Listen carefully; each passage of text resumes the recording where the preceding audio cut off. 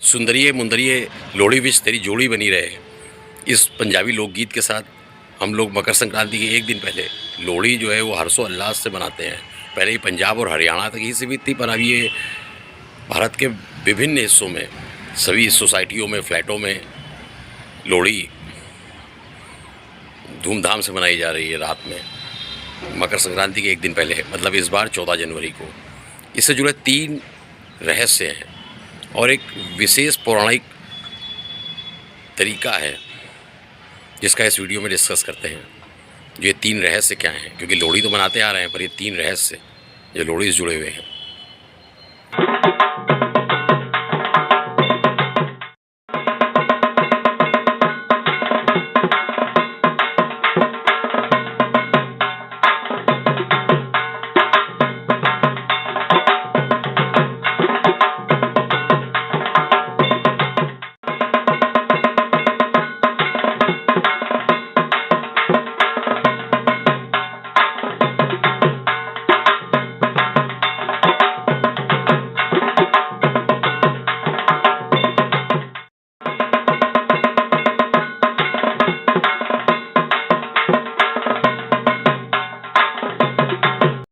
ये जुड़ा सबसे पहला रहस्य है लोती नाम की राक्षसनी को लेकर। कहते हैं कृष्ण भगवान के बचपन में वो खेल रहे थे, तो मकर संक्रांति के एक दिन पहले जब सारे ब्रजवासी लगे हुए थे कि मकर संक्रांति को धूमधाम से मनाने के लिए, परंतु एक दिन पहले लोहती नाम की एक राक्षसनी को कंस ने भेज दिया कृष्ण भगवान को मारने के लिए, तो उसका वध किया। तो उसी रात में ब्रजवासियों ने खुशियाँ मनाई।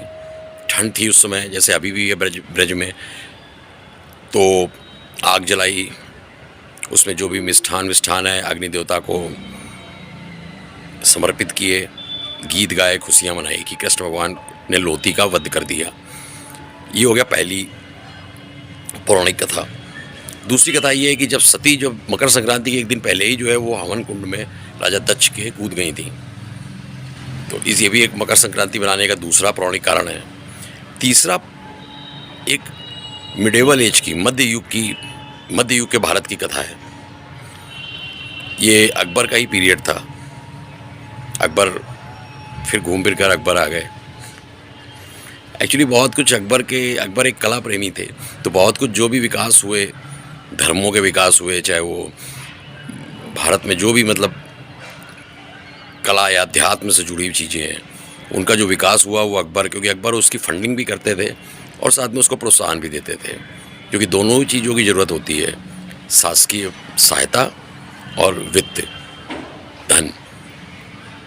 तो अकबर के पीरियड में एक नवाब था चंदीबार गांव का, तो वो नवाब जो है उसको पता चला कि एक सुंदरी मुंदरी नाम की 2 कन्याएं एक ब्राह्मण के यहाँ है। ब्राह्मण बहुत गरीब है और वो बहुत सुंदर है, सुंदरी और मुंदरी। तो नवाब ने उन सुंदरी और मुंदरी की तारीफ सुनी, तो नवाब ने खूब सारा धन भेज दिया गरीब ब्राह्मण के यहाँ और कहा सुंदरी और मुंदरी को हमारे हरम में भेज दो। अब ये चूँकि नवाब का आदेश था गंजीबार एरिया के, जो कि पंजाब में था, तो फिर अब हरम में भेजना ब्राह्मण को बिल्कुल भी, क्योंकि वो रानी बन के जा नहीं रही थी सुंदरी और मुंदरी, तो अब क्या करता। तो उस समय एक राजपूत दुल्हा भट्टी, जो कि डाकू बन गया था मुगल शासन के विरोध में, तो दुल्हा भट्टी को संपर्क किया कि भाई हमारी लड़कियां जो है ये हरम में जाने से बचाओ। तो दुल्हा भट्टी पूरा रॉबिन हुड था और राजपूत था, क्योंकि पहले पंजाब, हरियाणा, राजस्थान, गुजरात सब राजपूताना था। अगर आप बहुत पुराना मिडेवल एज का भारत का मैप देखें तो सब एक था, ऐसे स्टेट्स बटे हुए नहीं थे। और जो ये सिखों में पगड़ी बांधने का जो सिस्टम आया वो भी अकबर के पीरियड में ही आया। उन्होंने सिख धर्म को अकबर ने प्रोत्साहन दिया और निर्माण भी सही बोले तो सिख धर्म का अकबर के ही समय हुआ। गुरु अंगद देव, गुरु नानक साहब तो खैर बाबर के ज़माने के थे, जो अकबर के बाबा थे। तो अकबर का ये नवाब गंजीबार क्षेत्र का, अब इससे बचना था ब्राह्मण को, अपनी सुंदरी और मुंदरी को नहीं भेजना चाहता था। तो उसने दुल्हा भट्टी से संपर्क किया। दुल्हा भट्टी ने रातों रात उन ब्राह्मण कन्याओं की, सुंदरी और मुंदरी की, 2 ब्राह्मण युवकों से शादी कर दी और उसी रात को जो है वो अपने अपने दोनों लड़कियां ससुराल चली गईं। ब्राह्मण भी प्रसन्न हुआ। तो उसमें ब्राह्मण के पास कुछ नहीं था, तो उसने तिल और गुड़ कन्यादान में दिए। फिर जब ये बात नवाब को पता चली गंजीबार के, वो बहुत क्रोधित हो गया। उसने कहा ऐसा कैसे हो सकता है, जब इतनी सुंदर थी तो हमारे हरम में आनी चाहिए थी। उसने तुरंत जो है वो एक सेना भेज दी कि ये दुल्हा भट्टी जो है ये कौन है, ये डाकू है, बागी, विद्रोही, इसको पकड़ के लाओ। खैर दुल्हा भट्टी के अपने लोग थे, उन्होंने संघर्ष किया नवाब की सेना से और दुल्हा भट्टी जीता। तो इसी प्रसन्नता में जो भी गंजीबार क्षेत्र के लोग थे उन्होंने खूब लकड़ियाँ जलाईं और जो भी उसमें मिष्ठान था, गुड़ था, तिल था, मूंगफली थी, भुट्टे के दाने थे, उनको गिद्दा गाया, उनको आग में डाला, लकड़ियाँ जलाईं क्योंकि ठंड थी, लकड़ियाँ जलाई और उत्सव मनाया। तो अगर ठंड में खुले में उत्सव मनाना हो तो डेफिनेटली आपको उत्सव मनाने के लिए आग जलानी पड़ेगी और आपके पास जो भी उसमें था, मीठा, मूंगफली, भुट्टे के दाने, ये सब समर्पित किए और गिद्दा गाया और बधाई दी।